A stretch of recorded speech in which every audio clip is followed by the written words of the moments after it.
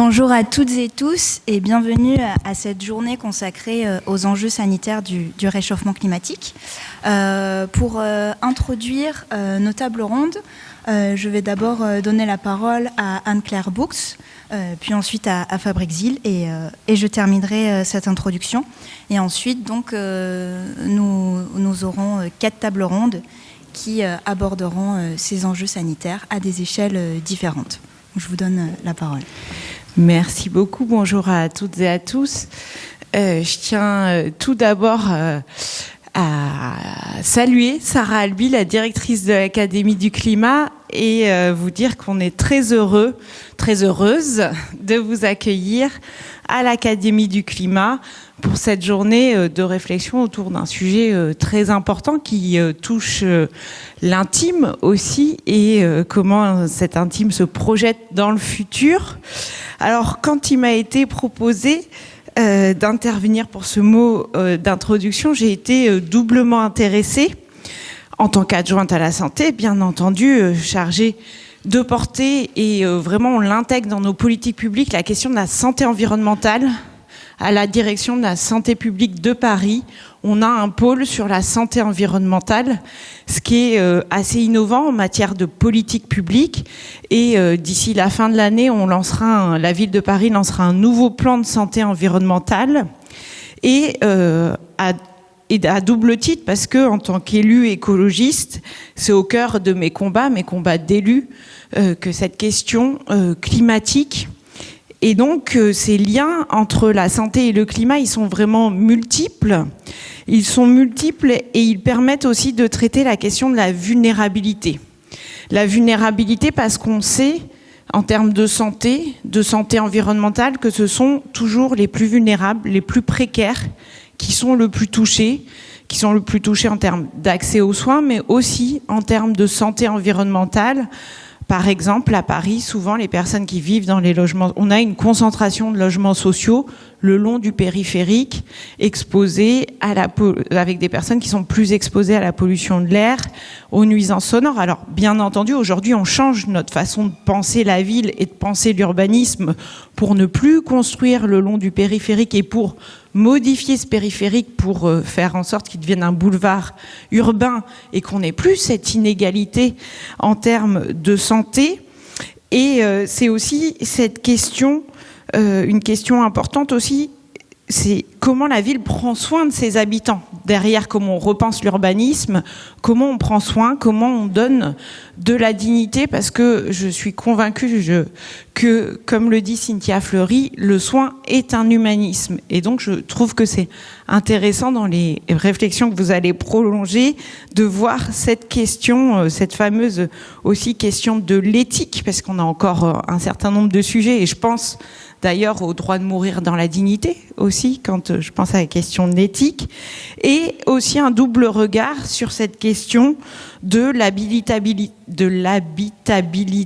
de notre planète avec le changement climatique, et quelque chose que nous, on prend aussi en compte en tant que ville de Paris, c'est toutes les crises sanitaires qui vont être la conséquence de ce changement climatique. On a vu, il y a un certain nombre de recherches, notamment sur la question des zoonoses. Donc c'est quelque chose aussi qu'on doit prendre en compte dans cette façon de penser la santé quand on est une ville.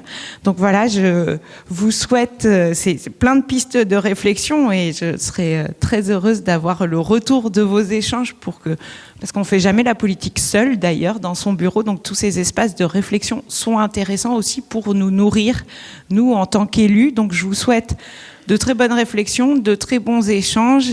Sentez-vous vraiment à l'aise dans cette académie qui est vraiment faite pour ça. Je vous remercie.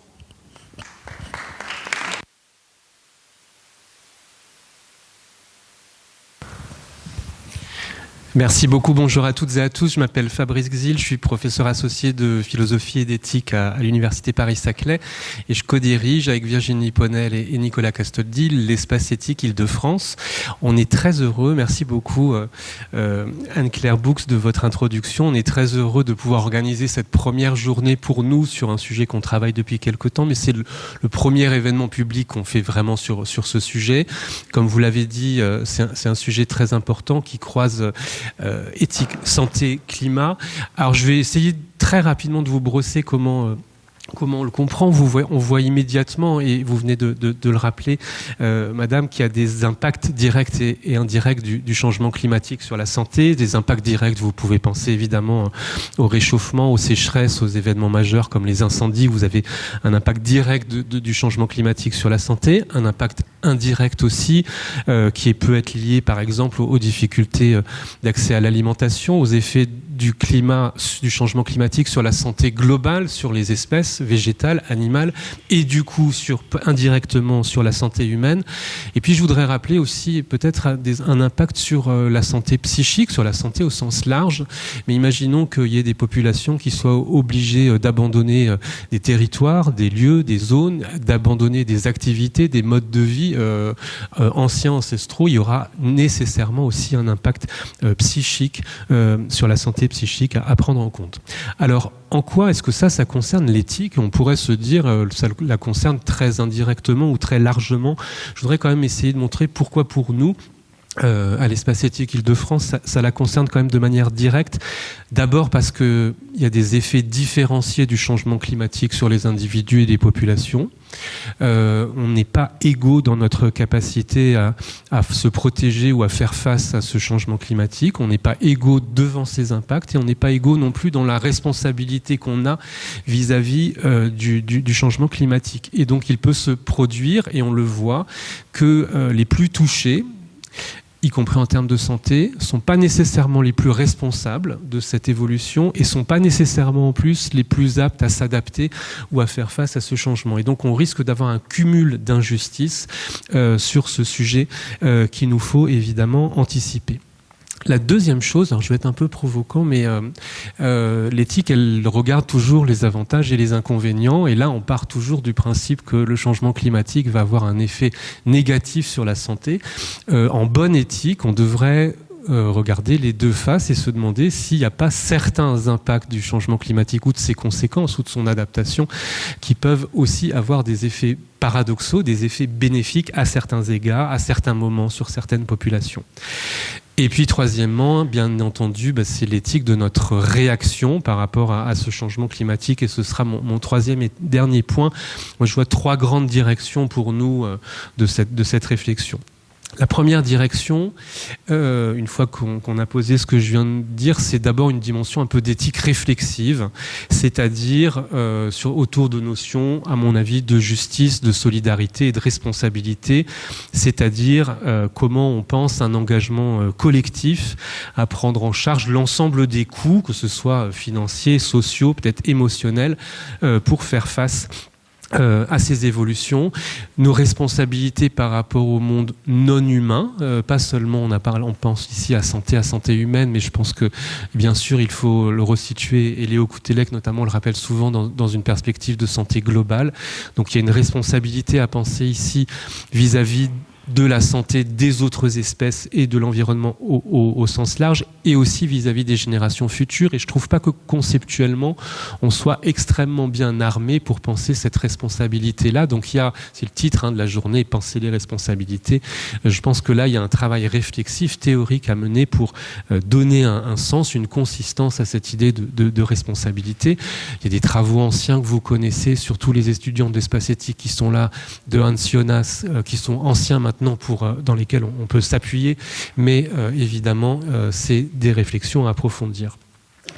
Le deuxième point, c'est une éthique beaucoup plus appliquée, je trouve, qui part aussi dans trois directions. C'est l'éthique de nos actions pour réduire le changement climatique, par exemple pour réduire les émissions de gaz à effet de serre, comment on répartit la responsabilité, comment on répartit justement la responsabilité de cette limitation, l'éthique de notre adaptation aux effets présents et futurs du changement climatique, et l'éthique enfin éventuellement de la réparation des dommages qui peuvent être liés au changement climatique, notamment en matière de santé. Donc là, on a un volet plus d'éthique appliquée sur notre réponse à ce changement, sur à la fois les efforts qu'on fait pour le limiter et pour s'y adapter. Et puis troisièmement, c'est quelque chose à quoi on est très attaché à l'espace éthique aussi, c'est l'éthique de la recherche sur ces éléments. Vous êtes un certain nombre ici de chercheurs, et parmi les intervenants dans la journée, il y a un certain nombre de chercheurs de disciplines différentes. Mais je pense qu'au-delà de ces réflexions sur l'éthique de quelle responsabilité et de quelles actions, l'éthique de la recherche sur ces sujets, il y a des enjeux de pouvoir et d'influence très forts sur le choix des priorités de recherche dans ce champ, sur le design des études, sur la transparence des résultats, sur la priorisation des questions de recherche, sur le caractère équitable des collaborations de recherche qu'on peut mener aussi sur ces champs. Donc voilà en gros les trois grandes directions, les trois grands champs où il me semble que l'éthique est impactée. Je finis très brièvement en disant que c'est une première action de l'espace éthique Île-de-France dans ce champ. Grâce à Amélie Petit, il y a un podcast de l'espace éthique qui s'appelle Le climat sur la santé qui vient d'être lancé, dont le premier épisode est disponible et les autres épisodes vont être mis en ligne rapidement, qui examine comme aujourd'hui la triangulation climat, santé, éthique. On est très heureux de ça et je pense qu'il y a une dimension temporelle dans ces questions et dans l'action sur ces évolutions dont on voit bien qu'elles prennent place sur le temps long. On sent bien que politiquement on manque d'instances qui seraient capables supranationales notamment, qui seraient capables d'agir et d'imposer des choses sur un temps long et de nous contraindre non seulement sur des échéances proches mais sur des échéances plus lointaines, et que là il y a un enjeu de politique, mais de temporalité de l'action politique au sens des villes bien sûr et jusqu'au niveau supranational. Donc nous on va aussi s'inscrire dans cette temporalité-là, dans une temporalité longue. Cette journée d'aujourd'hui est la première initiative que nous prenons dans ce domaine-là avec le podcast Le climat, c'est la santé. Mais nous comptons bien continuer et on est d'autant plus heureux d'avoir le soutien d'Anne-Claire Boux aujourd'hui et de l'Académie du climat qui nous accueille. Voilà. Je finis en remerciant l'équipe resserrée qui a concocté pour vous cette journée. Amélie Petit qui est à côté de moi, Paul Louvel-Dubuc qui vous a accueilli, Anne-Caroline Claus-Verdreau et Stéphanie Ciambiano que je remercie tout particulièrement. Et je vous souhaite une bonne journée.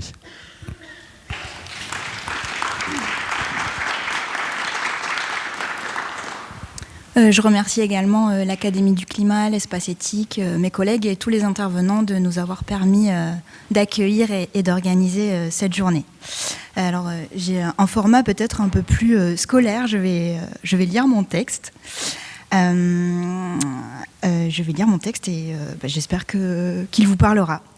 Le changement climatique met en péril notre santé, individuelle et collective. Que faisons-nous ? Que faisons-nous individuellement ? Que faisons-nous collectivement ? Des événements tels que les canicules, les pandémies, les crues nous ramènent de plus en plus régulièrement à ce que les philosophes Sophie Gosselin et David G. Bartoli ont appelé la condition terrestre. À mesure que le climat se réchauffe, les conditions d'habitabilité de la Terre se modifient. Pour le sociologue Benoît Giry, le XXIe siècle pourrait bien être le siècle des catastrophes.